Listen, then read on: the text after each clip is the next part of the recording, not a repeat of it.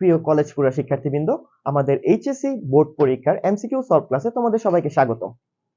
তো তোমরা তো জানো আমাদের এইচএসসি বোর্ড পরীক্ষার যেই কোশ্চেনগুলো হয়, কোশ্চেনগুলো দুই ধরনের হয়, একটা হচ্ছে সিকিউ পার্ট, একটা হচ্ছে এমসিকিউ পার্ট। তো আমরা আজকে তোমাদের সকল সাবজেক্টগুলোকে বিভিন্ন চ্যাপ্টারগুলো, কঠিন সহজ চ্যাপ্টারগুলোকে বিভিন্ন টপিকে ভাগ করেছি। তো চলো আজকে আমরা দেখে নিই পদার্থবিজ্ঞান প্রথম পত্রের প্রথম অধ্যায় অর্থাৎ ভৌত জগৎ ও পরিমাপ চ্যাপ্টার। তো দেখো আমরা এই চ্যাপ্টারটাকে টোটাল দুইটা পার্টে ভাগ করেছি, একটা হচ্ছে তাত্ত্বিক অংশ আর একটা হচ্ছে গাণিতিক অংশ।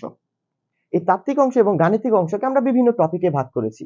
দেখে নাও তোমরা টপিকগুলো: বিভিন্ন বিজ্ঞানীর অবদান ও পরিমাপের প্রাথমিক ধারণা, ভৌত রাশির একক, মাত্রা ও বিভিন্ন সংখ্যাসূচক মান, বিভিন্ন যন্ত্রপাতি ও পরিমাপের ত্রুটি, পরিমাপের আবার গাণিতিক অংশকে আমরা চারটা ভাগে ভাগ করেছি। একটা হচ্ছে পরিমাপের বিভিন্ন সূত্রাবলী, পরিমাপের ভুল বা ত্রুটি সংক্রান্ত, স্লাইড ক্যালিপাস, স্ক্রুগজ, স্প্যারোমিটার সংক্রান্ত, বহুপদী সমাপ্ত সূচক এবং উদ্দীপক সংক্রান্ত। তো চলো আমরা বিভিন্ন এমসিকিউ গুলো দেখে আসি। তো আমরা টপিক 1 শুরু করলাম। টপিক 1 এ প্রথম কোশ্চেন হচ্ছে যে পরীক্ষা দ্বারা প্রমাণিত অনুকল্পকে কি বলা হয়? অনুকল্প আসলে কি? অনুকল্প কি? অনুকল্প হচ্ছে কোন একজন বিজ্ঞানী কোন একটা বিষয় নিয়ে গবেষণা করার পূর্বে তিনি যে প্রাকৃতিক ভাবে যে পূর্বে আবিষ্কৃত ব্যাপারগুলো ছিল, ব্যাখ্যাগুলো ছিল, সেখান থেকে কিছু ধারণা নেন। এই ধারণাগুলোকে তিনি বিভিন্ন পরীক্ষা নিরীক্ষার মাধ্যমে সত্যতা যাচাই করেন। এখন পরীক্ষা দ্বারা প্রমাণিত অনুকল্প, অনুকল্পটা হচ্ছে যে তোমার তিনি যে অনুমান করেন, ওই অনুমানটাকে হচ্ছে অনুকল্প বলা হয়। অনুমানটাই হচ্ছে আমাদের অনুকল্প। এবং পরীক্ষা দ্বারা যখন অনুকল্পটাকে প্রমাণ করা হয়, সত্যতা যাচাই করা হয়, তখন তাকে বলা হয় তত্ত্ব। তখন তাকে কি বলা হয়? তখন তাকে বলা হয় তত্ত্ব। ওকে, ক্লিয়ার? তো আমরা পরবর্তী এমসিকিউতে যাই। কোন দুটি ভৌত জগতের উপাদান? তো ভাইয়া ভৌত জগতের উপাদান কয়টা? আমরা তো জানি ভৌত জগতের উপাদান হচ্ছে তিনটি। ভৌত জগতের উপাদান তিনটি। এক নাম্বার হচ্ছে ভর, দুই নাম্বার হচ্ছে সময়, আর তিন নাম্বার হচ্ছে স্থান। এখন তোমরাই কমেন্ট করে জানাও সঠিক উত্তর কোনটি, তোমরাই কমেন্ট করে জানাও। ওকে, তাহলে আমরা পরবর্তী এমসিকিউতে যাই। পাখির ওড়া পর্যবেক্ষণ করে উড়োজাহাজের মডেল তৈরি করেন কে? অপশনে আছে Robert Hooke, Roger beacon, Leonardo da Vinci, Isaac Newton. তোমরা হয়তোবা সবাই মনে করতে পারো এখানে সবাই তো বিজ্ঞানী, কিন্তু একজন তো চিত্রশিল্পী। তো তোমরা তো আগেই চিন্তা করে বাদ দিয়ে দিবা তাকে। না, আমাদের এখানে পাখির উড়া পর্যবেক্ষণ করে একটা মডেল তৈরি করছিল লিওনার্দো দা ভিঞ্চি। তিনি প্রফেশনালি একজন চিত্রশিল্পী, কিন্তু বলবিদ্যা সম্পর্কে তার অনেক ভালো জ্ঞান ছিল। বলবিদ্যা সম্পর্কে তার অনেক ভালো জ্ঞান ছিল। তাহলে এখানে সঠিক উত্তর কি? কমেন্ট করে জানাও। সঠিক উত্তর হচ্ছে লিওনার্দো দা ভিঞ্চি। টপিক 2, এখন আমরা পড়ব টপিক 2। তো আমরা চেষ্টা করেছি যে তোমাদের প্রথম চ্যাপ্টারটাকে বিভিন্ন টপিকে ভাগ করে এবং প্রত্যেকটা টপিক থেকে 2টা বা 3টা করে এমসিকিউ সলভ করে দেওয়ার।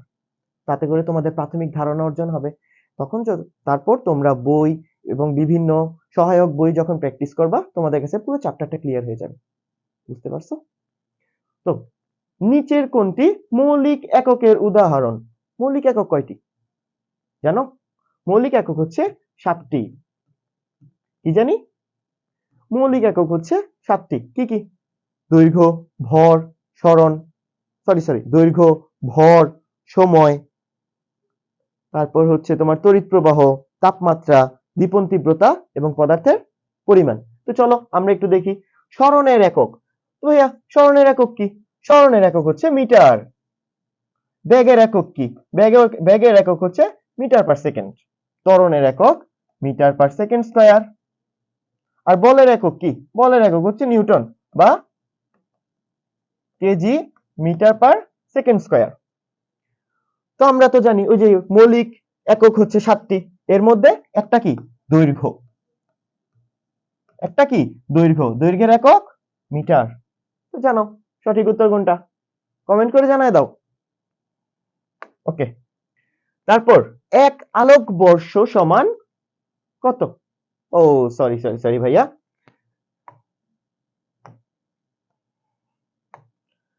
এখানে এগুলো পাওয়ার হবে, টাইপিং মিস্টেক।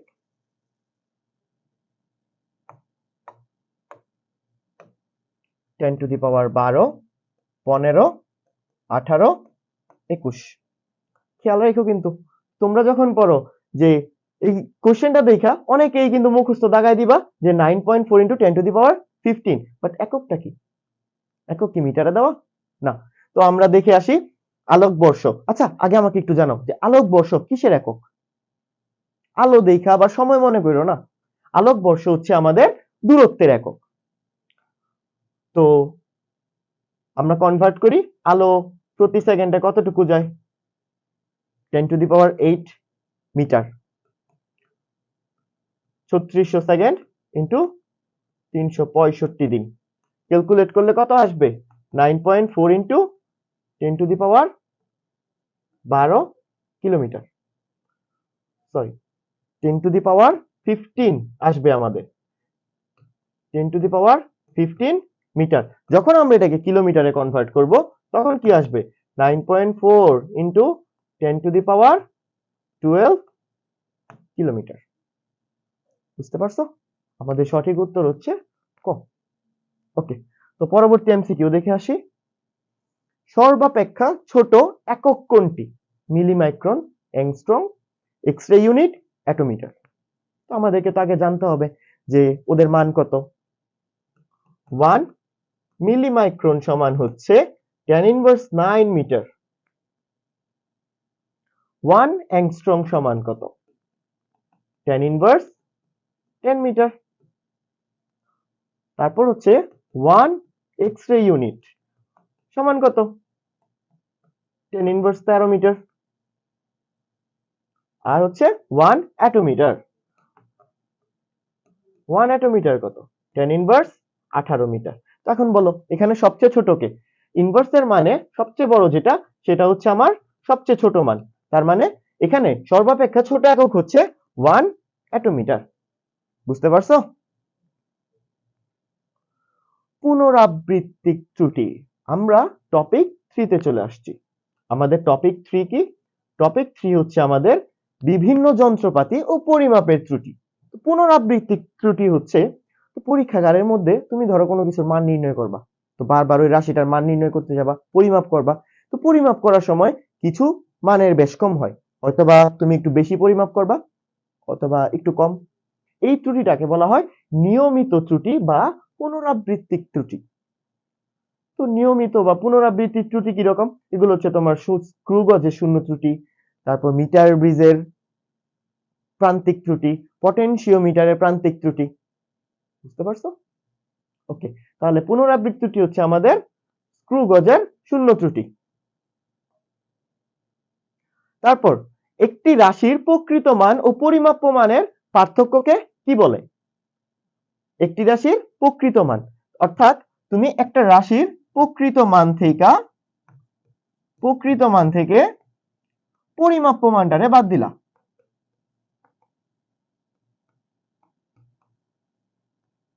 অর্থাৎ ধরো তুমি কোনো একটা বৃত্ত বা কোনো একটা স্কেল বা কিছু একটা বা কলম, এই কলমটা দৈর্ঘ্য মাপবো আমরা, এর আসলে এক্সাক্ট যে দৈর্ঘ্যটা সেটা হচ্ছে আমাদের প্রকৃত মান। কিন্তু আমরা পরিমাপ করার সময় কি এক্সাক্ট মানটা পাবো? একটু কম বেশি পাবো না? ওই যে একটু কম বেশি মানটা পাইতেছি সেটা হচ্ছে পরিমাপ্য মান। এটাকে বলা হয় পরম ত্রুটি। এটাকে কি বলা হয়? এটাকে বলা হয় পরম ত্রুটি। বুঝতে পারছো? এই বেসিকটা কিন্তু আমাদের একটু পর যে গাণিতিক অংশের মধ্যে কাজে লাগবে। ক্লিয়ার? তো প্রকৃত মান ও পরিমাপ্য মানের পার্থক্যকে কি বলা হয়? পরম ত্রুটি। স্প্যারোমিটারের লঘিষ্ঠ ধ্রুবকের মান। লঘিষ্ঠ ধ্রুবক, লিস্ট কাউন্ট। লঘিষ্ঠ ধ্রুবক কি? লঘিষ্ঠ ধ্রুবক হচ্ছে পিচ ডিভাইডেড বাই বৃত্তাকার স্কেলের মোট ভাগ সংখ্যা।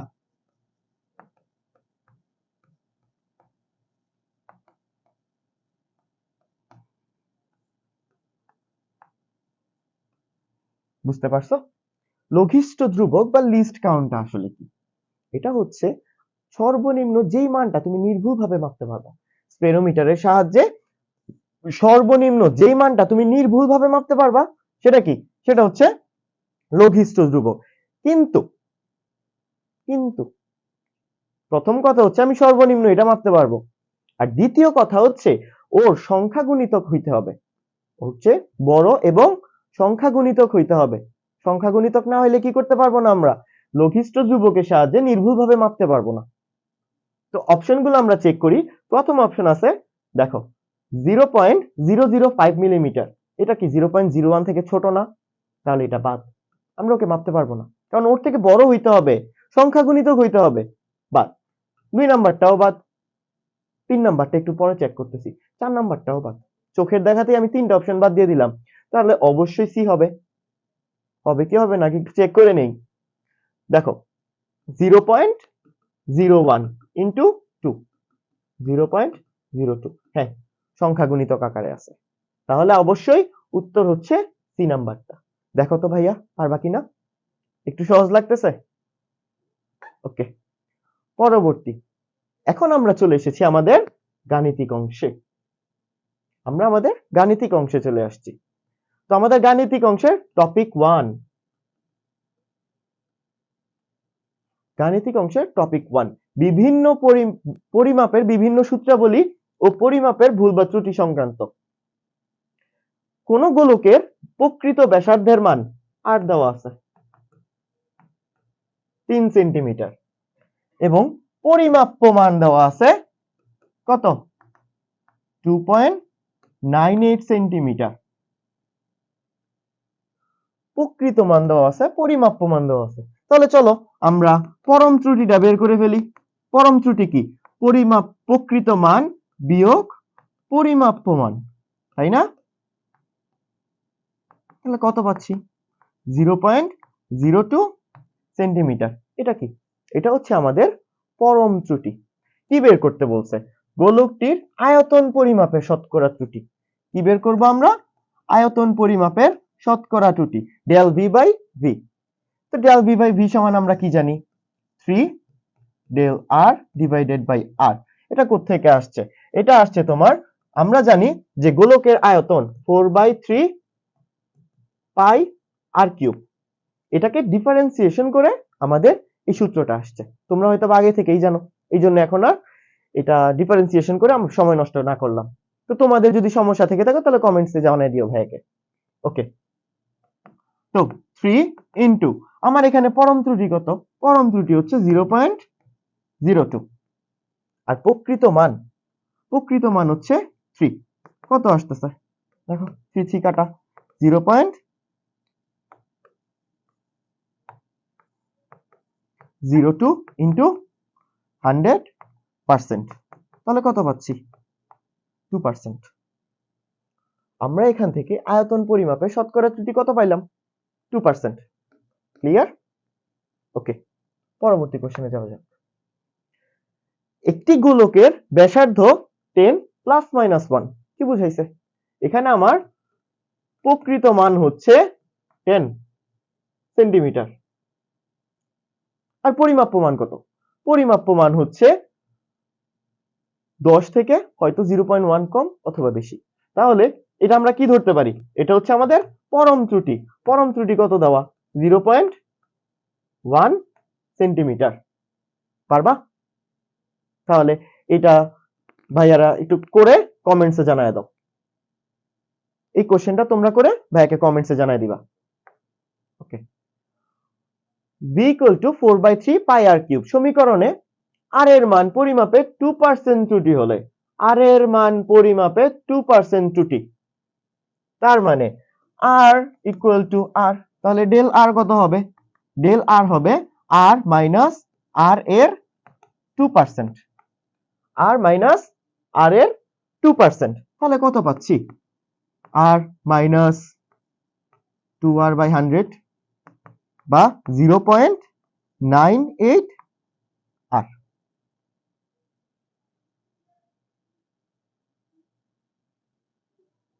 বুঝতে পারছো? তো আমাদের 2 নম্বর প্রশ্নটা বলা হয়েছে যে একটা গোলকের ব্যাসার্ধ আর হচ্ছে 10 প্লাস মাইনাস 0.1 সেন্টিমিটার। এখানে আমাদের যে আর 10 এটা হচ্ছে আমাদের প্রকৃত মান, এটা আমাদের কি প্রকৃত মান। আমাদের প্রকৃত মান কত 10 সেন্টিমিটার। আর এই যে 0.1 প্লাস মাইনাস দেওয়া আছে এটা হচ্ছে আমাদের পরম ত্রুটি, অর্থাৎ তুমি যখন পরিমাপ করতে যাইতেছো তখন এই 0.1 হয়তোবা কম পরিমাপ করতেছো নয়তো বেশি পরিমাপ করতেছো, তাহলে সেটা হচ্ছে আমাদের পরম ত্রুটি। তো পরম ত্রুটি কত দেওয়া আছে 0.1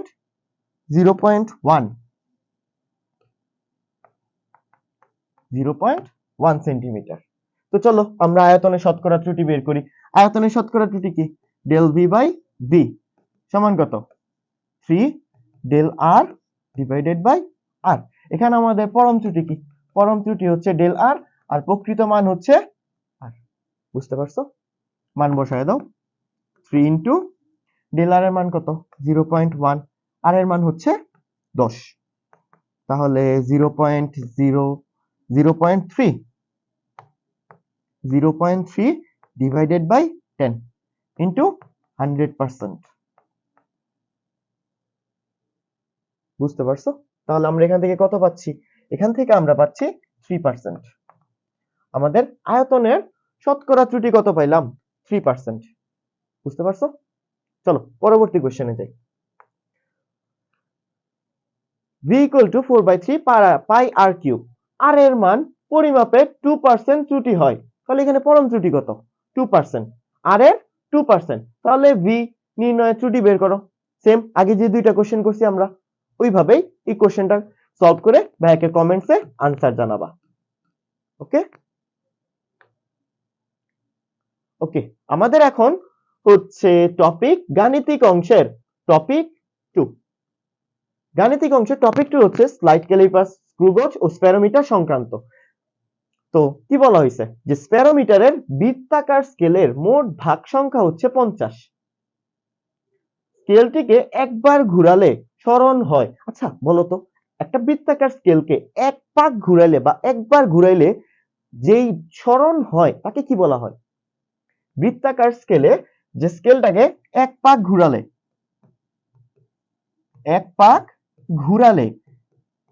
যে সরণ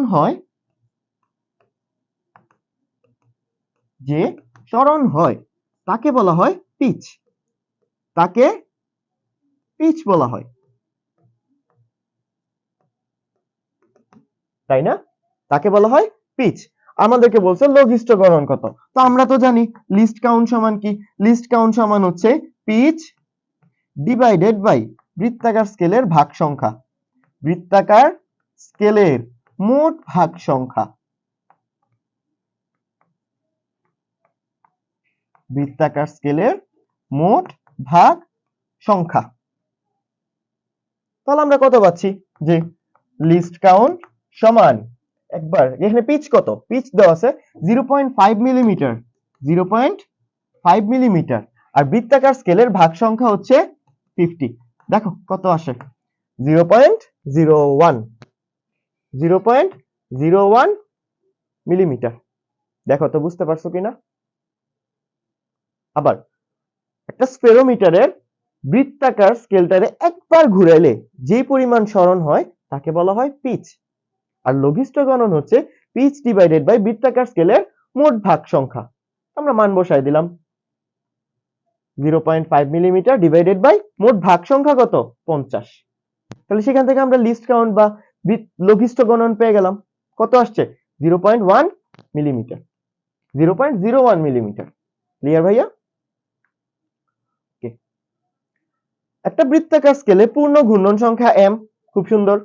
বৃত্তাকার স্কেলে অতিরিক্ত ভাগ সংখ্যা n এবং লঘিষ্ঠ ঘূর্ণন লিস্ট কাউন্ট LC হলে স্পেরোমিটারের সাহায্যে h নির্ণয়ের সূত্র তোমরা তো এটা জানো ভাইয়া, এটা তোমাদের অলরেডি মুখস্থ আছে যে h সমান কত m into pitch, m into pitch plus কোথায় অতিরিক্ত ভাগ সংখ্যা ইনটু লিস্ট কাউন্ট। দেখো তো কমেন্ট করে জানো উত্তর কোনটা। আমাদের সঠিক উত্তর হচ্ছে ডি নাম্বার। ক্লিয়ার? ওকে, 3 নাম্বার। স্পেরোমিটারের লঘিষ্ঠ ধ্রুবক। এই কোশ্চেনটার আনসারটাকে ভাইকে কমেন্ট করে জানাও। এই কোশ্চেনটার যে বেসিক সেটা আমরা আগের দুই কোশ্চেনের মধ্যেই দেওয়া হয়েছে, তো কমেন্ট করে জানাও তো এটা সঠিক উত্তর কোনটা, যে স্পেরোমিটারের লঘিষ্ঠ ধ্রুবক কি। স্পেরোমিটারের ক্ষুদ্রতম যে দৈর্ঘ্য সঠিকভাবে পরিমাপ করা যায়, একবার ঘুরালে স্কেল বরাবর, একবার ঘুরালে স্কেল বরাবর যে সরণ হয়, স্পেরোমিটারের পিচ ও বৃত্তাকার স্কেলের ভাগ সংখ্যার অনুপাত। ওকে, এটা কমেন্ট করে জানাও ভাইকে। ওকে, চাপ একটি যৌগিক রাশি। চাপের এসআই একক, চাপের এসআই একক দেখার আগে দেখো এখানে আমাদের ডাইন বাই পার সেন্টিমিটার স্কয়ার আছে, এটা তো আমাদের এসআই একক না, তার মানে এটা ভুল। উত্তর কি? 1 আর 2। উত্তর হচ্ছে 1 আর 2। চাপের একক কি? প্যাসকেল। তারপর হচ্ছে নিউটন পার মিটার স্কয়ার, আমরা জানি P = F/A। চাপের একক কি? চাপের একক হচ্ছে নিউটন, আর ক্ষেত্রফলের একক হচ্ছে মিটার স্কয়ার, তার মানে নিউটন পার মিটার স্কয়ার আর প্যাসকেল। সঠিক উত্তর A। মৌলিক রাশি, আমরা মৌলিক রাশি কয়টা বলছিলাম? মৌলিক রাশি ছিল আমাদের 7টা। এই 7টা থেকে এখন তোমরা আমাকে কমেন্ট করে জানাও এখানে সঠিক উত্তর কোনটা। মৌলিক রাশি যে 7টা বলা হয়েছিল এই 7টা থেকে দেখো কোনটা কোনটা মিলছে, তারপর ভাইকে কমেন্ট করে জানাও। ওকে, এখন আমরা দেখব উদ্দীপক সংক্রান্ত। একটা স্পেরোমিটারের বৃত্তাকার স্কেলের ভাগ সংখ্যা 100, পিচ দেওয়া আছে 1 মিলিমিটার, তারপর আমরা লঘিষ্ঠ গণন বের করতে পারবো চাইলেই। স্পেরোমিটারের 3 পায়ের মধ্যবর্তী গড় দূরত্ব 70.33 মিলিমিটার, তার মানে আমাদেরকে ডি এর মান দেওয়া আছে। ডি এর মান কত? 70.33 মিলিমিটার। যন্ত্রটির সাহায্যে একটা গোলীয় উত্তল তলের উচ্চতা পাওয়া গেল 8 মিলিমিটার। এইচ এর মান কত দেওয়া আছে? এইচ এর মান দেওয়া আছে 8 মিলিমিটার। এখন আমাদের কোশ্চেন হচ্ছে গোলীয় তলের বক্রতার ব্যাসার্ধ নির্ণয় করো। গোলীয় তলের বক্রতার ব্যাসার্ধ, এই সূত্রটা কি? আমরা জানি r সমান d² / 6h প্লাস h/2। এখন ভাই মান বসাও, মান বসে উত্তরটা ভাইকে একটু জানাও কমেন্ট করে।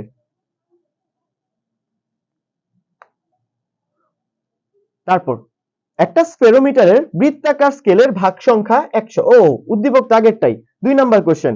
উক্ত স্পেরোমিটারটি দিয়ে সর্বনিম্ন কত দূরত্ব মাপা যাবে? আচ্ছা, সর্বনিম্ন যে দূরত্ব মাপা যায় তার নাম জানি কি? তার নাম হচ্ছে লিস্ট কাউন্ট বা লঘিষ্ঠ গণন। আমাদের লঘিষ্ঠ গণন বের করার জন্য ওরা তো মান দিয়েই দিছে, পিচ ডিভাইডেড বাই বৃত্তাকার স্কেলের মোট ভাগ সংখ্যা।